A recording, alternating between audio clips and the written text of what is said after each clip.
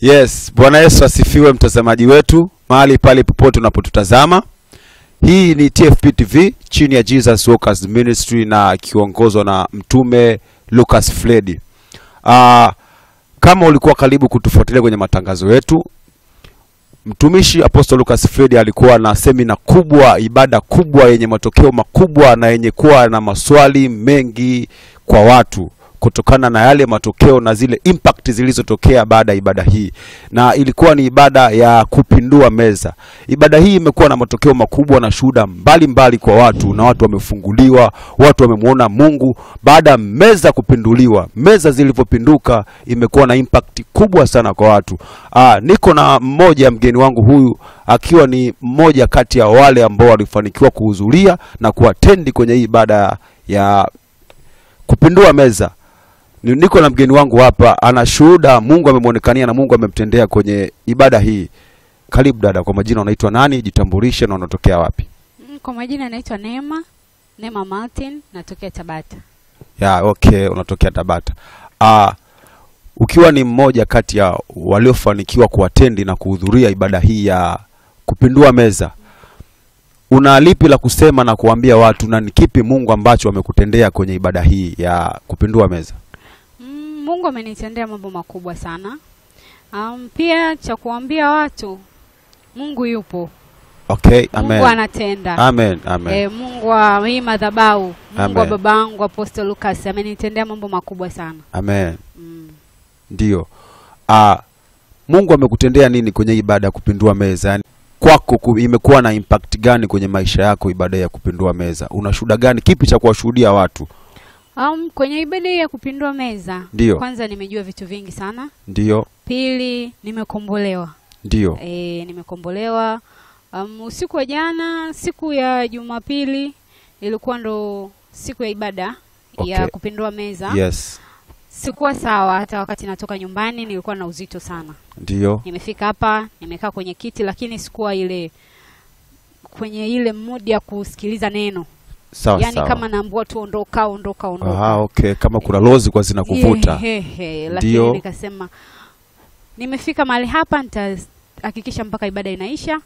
Baada ya hapo baba akaanza kuombea, nikaanza kupata shida ya kusikia maumivu kwenye mwili.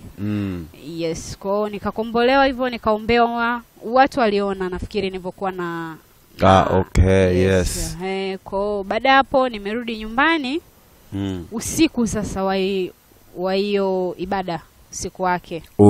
Baada ibada kuisha, usiku unarudi nyumbani. Nimelala. Ilikuwa ni usiku kuanzia ile tukio limeanza kutokea kuanzia saa 8 mpaka muda huo ulipokuwa limeisha. Saa 8? Yes, saa 8, saa 9. Saa 8 ya usiku hiyo? Yes. Nimelala ndani, nikagongewa mlango. Unagongewa mlango saa 8 usiku? Yes, lakini niko kwenye hali ya kulala na kuto, yani ile nusu umelala nusu yani kama umelala kama haujalala hivi. Upo katika yani katikati ya kusingizi. Ndio. Nikagongewa mlango, nikafungua. Ndio. Wakaingia watu 7. Watu 7? Yes. Unawafahamu hao watu? Mwanzo nilikuwa siwafahamu ni wakina nani. Ndio. Walivyoingia 4 wanaume, 3 walikuwa ni wanawake. Walikuwa wamebeba kiti. Wamebeba kiti? Yes, kiti kile cha mfano wa mamisi, kile kiti wanokalia, yani kile kiti kizuri. Kama maqueen wanakalia. Maqueen, mamalkia. Ndio. Waliingia nacho, wakakiweka ndani kwangu. Ndani kwako? Okay. Baada ya kuwa wamekiweka ndani sasa, wakaanza kuzungumza na mimi. Mimi sasa kutokana na yale mazingira nilivyokuwa nimeona, nikaanza kuomba.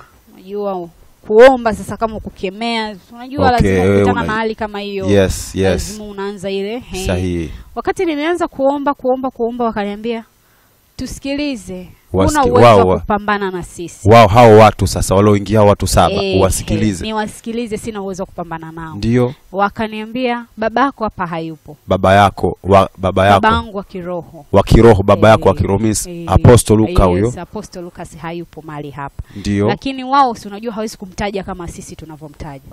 Kwa means wao watu walioingia wanatambua nafasi ya baba yako wa kiroho Apostle Lucas kwamba means bila yeye wewe kusucceed kwako ni ngumu. Bila yeye yani kwamba wanatambua nafasi na uwezo wake alionao. Si ndio? Kwamba wanasema baba yako hapa hayupo, wewe kupambana hauwezi. Kupambana na sisi hauwezi. Babako hapa hayupo. Ndio. Wakaongeza zaidi wakamwambia babako anatujua sisi vizuri. Kwa uwezo wa wewe kupambana na sisi hauna. Kuzimu hiyo?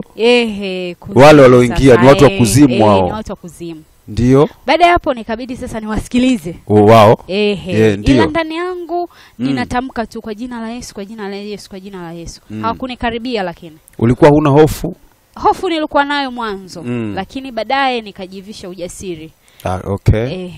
Kwa sababu naamini kwamba si uwezo wangu, ila Mungu yuko nami kwa wakati huo. Okay. Wakakaa pale wakaanza sasa kuona, ikabidi niwasikilize.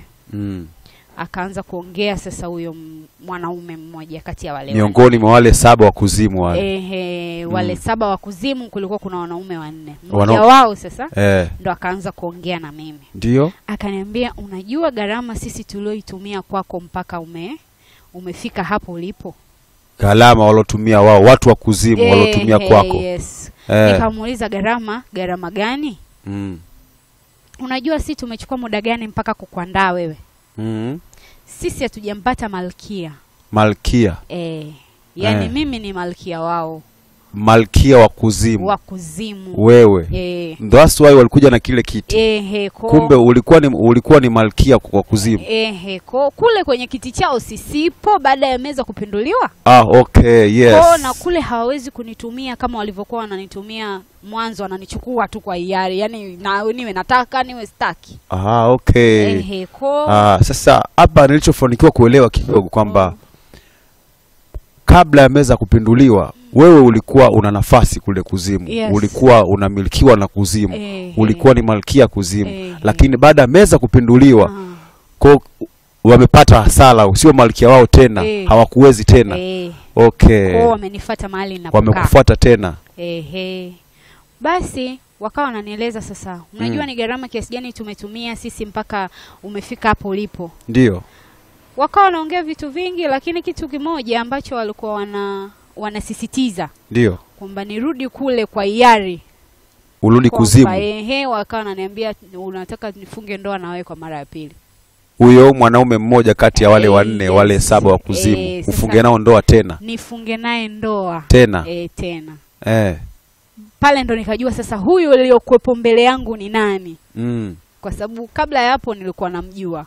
Lakini baada ya muda vikasitishwa vile vitu. Ulikuwa unamjua?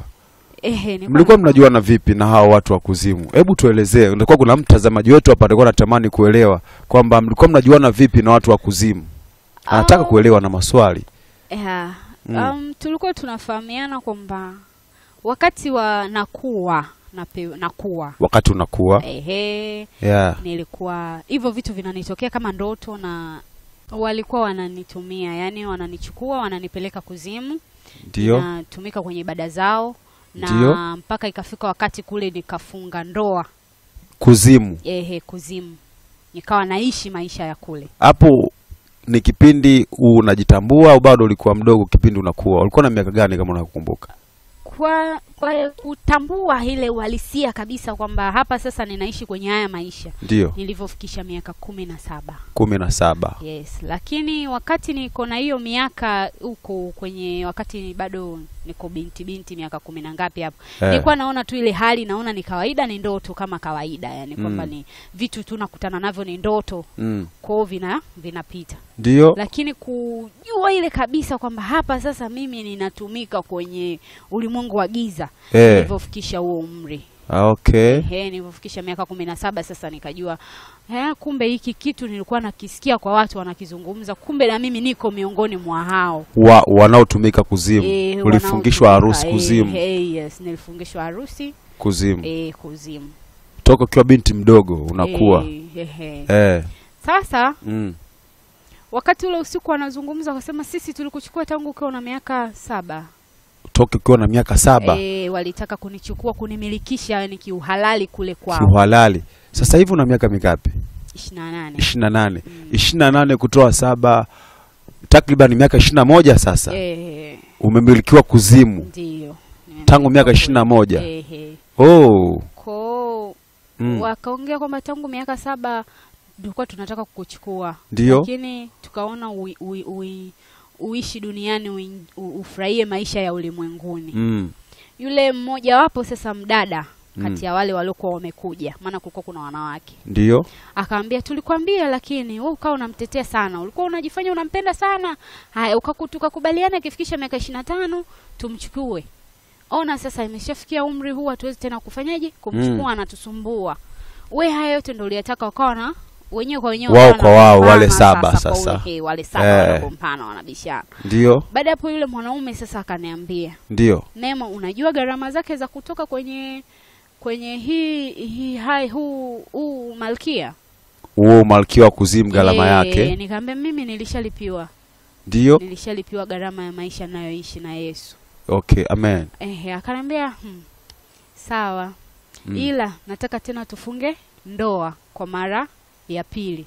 Ufunge nao ndoa mara ya pili. Yes, kwamba ndoa ya kwanza imevunjika. Imevunjika. Okay. Kwamba baada ya meza kupinduka ule umiliki wao miaka 21 kuzimu umevunjika.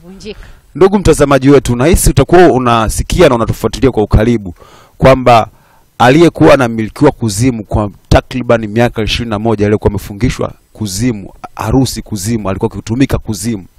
Baada ya meza kupinduka, ndoa na kila kitu yani haya ni matokeo makubwa baada ya meza kupinduliwa. Hakuna ndoa tena iliyokuwa imefungwa.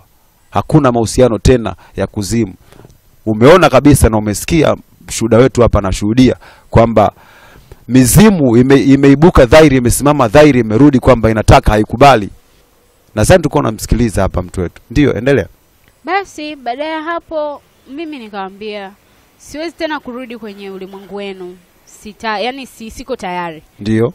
Kwambia unajua ni muda gani sisi tumepambana na wewe kukulinda mpaka umefika hapo ulipo. Unajua gharama zake. Kaanza kuniambia una matatizo mengi. Unaishi hivyo, yani kwamba maisha ninayoishi wao wanaweza wakanibadilishia, yani nisiishi haya maisha ninayoishi. Wakakubadilishia wao. Wakanibadilishia, yani kama kunilaghai ili nikubali kinafsi yangu kwamba nimekubali. Ukubaliane nao wao. Nikubaliane nao wao nifunge ndoa tena kwa mara ya pili. Hukuwaoji mnaweza kunibadilishia vipi hayo maisha? Hapana, sikutaka kuoji kwa sababu nilishawahi kuuliza. Yani kabla ya hapo nilishawahi kuongea na huyo mwanaume kuhusiana na maisha ambayo mimi nilikuwa nataka nibadilishie. Lakini kuna vitu aliniambia. Aliniambia siwezi kwa sababu wewe ni binadamu unabadilika. Okay. Kwa sikutaka kuoji hivyo vitu. Basi baada ya hapo yule mwanaume sasa akaniambia unajua sisi bado hatujapata malkia, kwa hiyo hatuwezi kukuacha. Wao hawajapata malkia. Hajapata malkia. Sisi hatuchagui tu malkia eti kwa sababu tu mtu yoyote yani kwamba anafaa kwa malkia. Ndio. Sisi tuna vigezo vyetu tunaangalia mpaka mtu anakuwa malkia. Na tunamwandaa akiwa yuko tumboni kwa mama yake. Ndio. Yani tangu tumboni tunakuwa tunajua kabisa hapa amebebwa malkia wetu. Kwa hiyo wao wanajua. Wao. Na hata kwenye kuzaliwa kwangu of course nilipitisha miezi ya kuzaliwa. Kuzaliwa kwako ulipitisha miezi. Ilisogea mbele. Baada ya kuzaliwa mwezi wa 8 nikazaliwa mwezi wa 10. Kwa wakawa kuna mabishano sasa kati ya wao wawili, wao wenyewe sasa wao wale watu sasa. Wale watu 7 wa kuzimu. Wale watu 7 wa kuzimu wakawa wanabishana, wanalaumiana kwa nini imetokea, kwa nini nimemwacha mpaka imefikia huku. Wakaanza sasa kunishawishi nikubali kinafsi yangu peke yangu. Wakaja wale wadada wakashika yale mavazi sasa. Ndio. Wanataka kunivalisha yale mavazi sasa yale ya kuzimu. Wanataka wanivalishe ili nivae nifungishwe tena ndoa kwa mara nyingine. Kwa mara nyingine tena. Kwa mara nyingine, kwa mara ya pili. Ule usiku sasa. Ndio. Nikasema Mungu, mimi siwezi kupigana peke yangu. Kweli hao watu siwezi kupigana nao. Sina ile power ya kushindana nao. Pigana kwenye nafasi yangu. Amen. Simama kwenye nafasi yangu. Ndio. Pambana kwenye vita yangu. Mimi nakuachia wewe. Ndio. Baada ya kutamka yale maneno, wakabadilika. Wakawaje? wakawa kwenye uhalisia wa miili yao, kwa sababu wale walikuwa uhalisia. Mwanzo walionekanaje? Kama binadamu. Kama binadamu. Baada ya kutamka hivyo, wakabadilika, wakaanza kupiga kelele kama za firimbi, yani ile sauti kali ya binadamu, ile kali ile ambayo inaumiza hadi masikio. Ndio wakaanza kuitoa pale. Piga kelele sana, wakapotea wale 6. Akabaki huyu mmoja ambaye ni yule mwanaume. Huyo mwanaume huyo ambaye nilitakiwa nifungue. Kwa wale 6 wa kuzimu wakapotea, akabaki mmoja. Ndio. Yule mmoja akaniambia, Neema, utalipia, sio rahisi. Nikamwambia mimi nimeshalipiwa na Yesu, hunitishi. Amen. Wakapotea. Ndio. Nikashtuka. Ukashtuka. Okay. Ndugu mtazamaji wetu, nadhani utakuwa umesikia.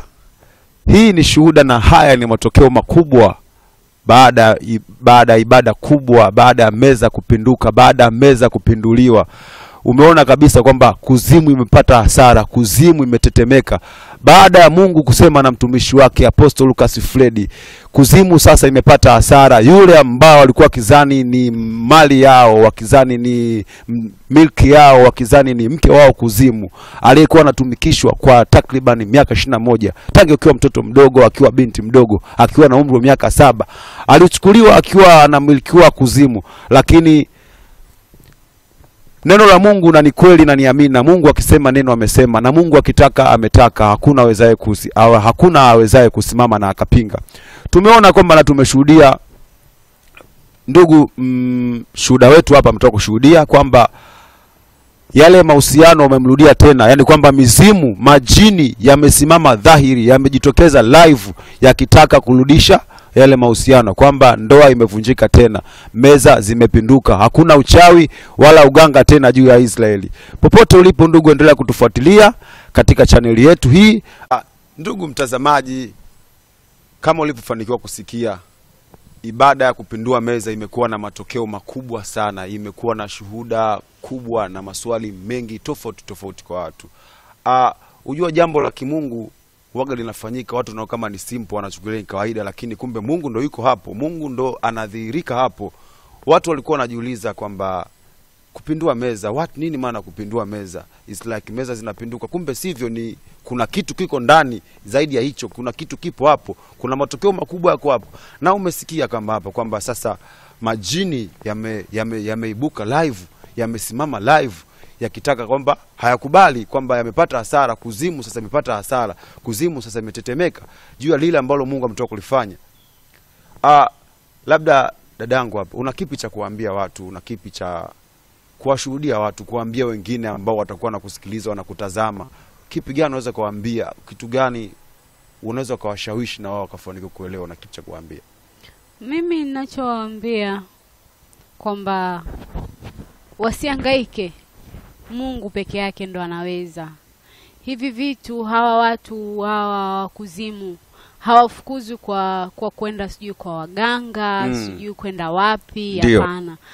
Ukisimama na Mungu, ndio yote yanawezekana. Mimi nimemwona Mungu mahali hapa, nimemwona Mungu kwenye hii madhabahu, nimemwona Mungu wa babangu Apostle Lucas akitenda, na amenitendea makubwa mengi sana kwenye maisha yangu. Sikuwa hivi mimi. Yani, sikuwaga hivi. Ulikuwaje before? Labda unaweza kutuambia, ukashare na watu wakajifunza. Usikuta kuna mwingine anapitia situation kama ulionayo, anapitia hali ulionao zaidi ya ulikuwaje before, unaweza kutuelezea? Mwanzo kabisa nilivyokuwa, kwanza nilikuwa sitaki kukaa na watu. Ulikuwa utoka na watu? Yes, nataka nijifungie ndani tu. Wewe unashinda ndani? Niwe nashinda ndani, nashinda peke yangu. Na napenda tu nilale. Ukilala labda ukishinda peke yako, kuna kitu gani kinatokea labda? Kilichokuwa kinatokea nikilala huwa naenda huko kuzimu. Yes, huko ukilala. Nikilala nakuja huyo jini sasa. Hao kuzimu, mwanamume wako kuzimu. Anakuja, tunaenda huko, tuna fun, tuna enjoy. Unajua huko nako wana maisha yao. Ni wapi mko mnaenda hapa? Kuzimu huko baharini. Baharini, chini ya bahari. Yes, chini ya maji. Ndio nilikuwa napelekwa huko. Unaenda huko. Kwa ile hali naweza tu nikawa mbona nimechoka nataka nikalale. Unaenda kulala. Ndani nalala. Nikilala ndo najikuta nimeshaenda huko, anakuja na nichukua naenda huko. Na nilikuwa siwezi kukataa kwa sababu nilikuwa sina huo uwezo ambao niko nao sasa. Okay. Kwa nilikuwa nafanya natumikiwa natumikishwa kule pasipokuwa na njia, sasa nifanye nini? Na nikaenda yale maisha nikazoea. Ukazoelea ile hali sasa kwamba unakaa peke yako alone, unajitenga. Kulala unaenda kuzimu kwa nakupeleka kuzimu. Nikaona ni maisha, kumbe ni maisha tu ya kawaida. Nikawa naishi kwa sababu nilijaribu kuhangaika sana. Kabla ya kuridhika kwenye hayo mambo, nilihangaika. Nilikuwa naenda kwa waganga. Nikisikia wapi sijui kuna mtumishi naenda. Ulishaenda kwa waganga? Ulienda kwa mganga. Matokeo yalikuwaje baada ya kwenda kwa mganga? Wengi walikuwa wananiagua, si ndio lakini sioni matokeo. Wananiambia tayari, ila kuna mmoja aliniambia kwamba huyo ulokuwa naye yani atake mwenyewe. Mganga huyo? Yes, aliniambia hatake mwenyewe kutoka, ila yeye kukuacha sio jambo rahisi. Kwa ulienda kwa mganga hakuna matokeo? Nilienda kwa mganga hakuna matokeo. Niliwahi kwenda kwenye baadhi ya sehemu pia haikuleta matokeo. Sehemu kama zipi? Niliwahi kwenda hata kwenye makanisa. Makanisani? Okay.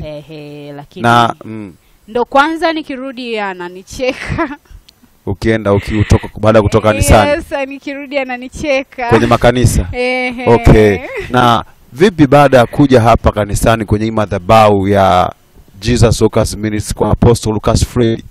Yani tangu nimefika hapa madhabahu hii, ndio kwanza nimeanza kuona mabadiliko. Ndio ya mimi binafsi, kwamba mwanzo yule mtu alikuwa anakuja na nitawala ndani kwangu, ananitumia anavyotaka. Huyo kuzimu, watu wa kuzimu. Yes, huyo mwanaume alikuwa anakuja, lakini baada ya kufika hapa madhabahuni akawa hana mamlaka tena ya kuwa nina uwezo wa kukataa. Staki. Baada ya kufika hapa madhabahuni kwa Apostle Lucas Fred, nikawa na ile uwezo wa kukataa kwamba sitaki na ananiacha, hanigusi. Anaondoka. Anakuja hivyo, anaondoka. Wakati nimeifika kwenye madhabahu. Ndio. Lakini kabla huko alikuwa anakuja, tunaongea, tunapiga story. Ndio. Of course niliwahi kumwambia pia nataka utajiri. Huyo mtu wa kuzimu. Aliniambia mimi naweza kubadilisha maisha yako. Ukaonekana duniani wewe ni mtu wa thamani sana. Alikubadilishia sasa? Labda hakunibadilishia kwa sababu alikuja akaniambia kwamba mimi ni binadamu nitabadilika. Lakini kwa sasa najua kwa nini hakunipa yale mafanikio. Okay. Vipi sasa maendeleo baada ya kufika hapa madhabahuni kwa Apostle Lucas Fred? Mungu ni mwema kwa kweli. Mungu ni mwema. Tangu nimefika kwenye madhabahu ya babangu Apostle Lucas Fred, nimekuwa ni mtu ambaye naweza kukataa sitaki, na akawa hafiki nyumbani haji. Huyo mtu wa kuzimu. Ila nikaanza kupitia sasa zile changamoto. Unajua ukiwa wana visasi wao kuzimu, lazima wasimame. Ndio. Kwa pale sasa vita ikawa, yani ile ya mwanzo ilikuwa ni ndogo. Yani akawa nazidisha kadri ninavyozidi kuwa fire, yani ninavyokuwa nakuja kanisani, nakuja madhabahuni hivyo, kule kwao sasa wanaongeza. Lakini babangu alipambana. Ndio.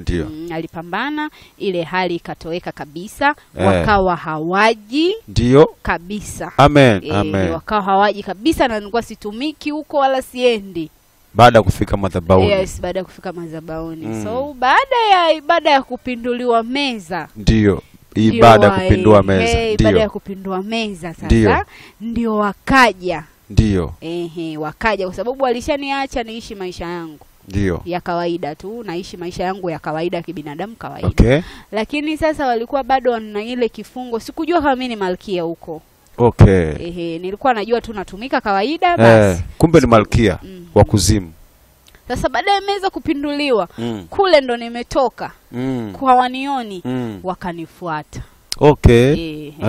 Usiku sasa baada ya kufika kwenye ibada ya kupindua meza. Na pia nilikuwa sitaki kuja kwenye ibada.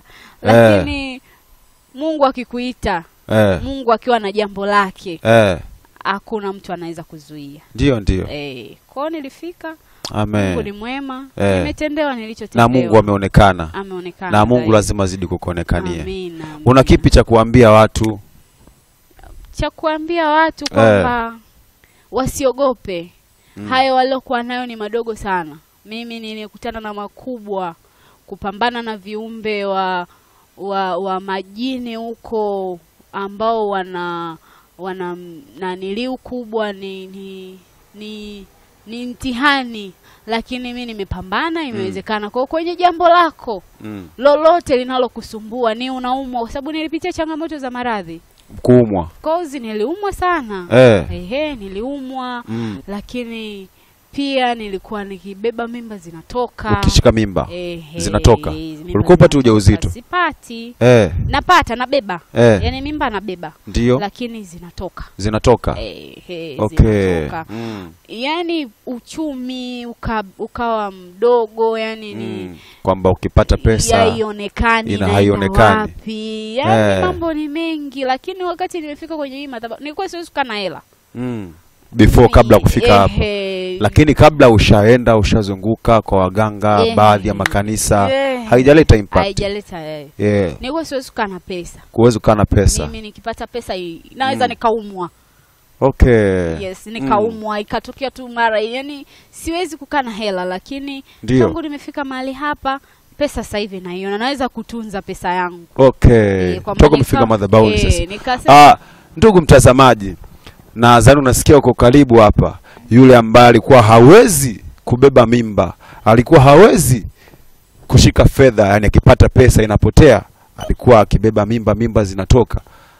Uchumi wake ulikuwa hawezi, maisha yake alikuwa hayaeleweki, lakini amezunguka sana, ameenda kwa waganga hajasaidia kitu, lakini amefanikiwa kufika kwenye madhabahu ya Jesus Workers Ministry chini ya mtume Apostle Lucas Fred. Sasa akishika fedha yake inaonekana. Fedha yake inakuwa na matokeo. Popote pale ulipo, nipende na mimi kukaribisha, kuchukua nafasi hii kukaribisha mahali popote ulipo.